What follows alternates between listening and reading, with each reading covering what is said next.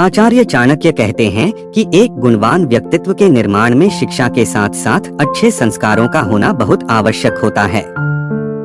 बिना संस्कारों के शिक्षा का कोई महत्व नहीं रह जाता है। एक बालक को अच्छे संस्कार बालपन से ही दिए जाते हैं।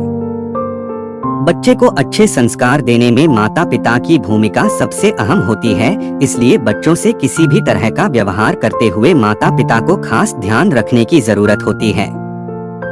चाणक्य नीति में बच्चों से व्यवहार करने से संबंधित महत्वपूर्ण बातें साझा की गई हैं।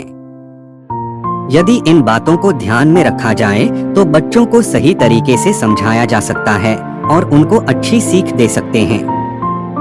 तो चलिए जानते हैं इस बारे में। 5 वर्ष लौ लालिए 10 लौ ताड़न देई सुधी 16 बरस में। मित्र सरसी गनी ले। चाणक्य नीति में इस दोहे के माध्यम से बताया गया है कि माता पिता को किस आयु में बच्चे के साथ कैसा बर्ताव करना चाहिए। इस दोहे में कहा गया है कि 5 वर्ष की आयु तक बच्चे को खूब लाड़ प्यार करना चाहिए, क्योंकि इस आयु में बालक अबोध होता है।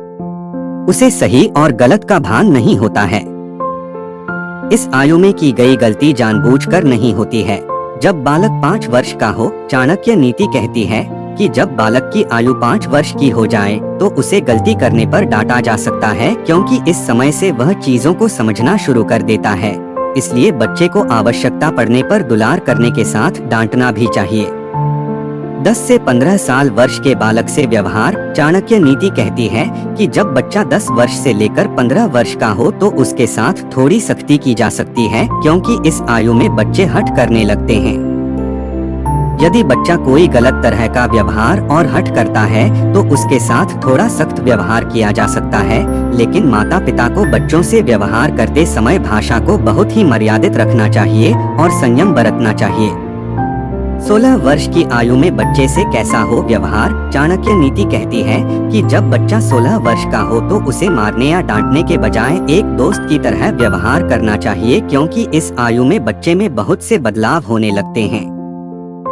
यह उम्र बहुत ही नाजुक होती है। इस आयु में बच्चे को एक दोस्त की तरह समझाकर उसकी गलती का एहसास करवाना चाहिए।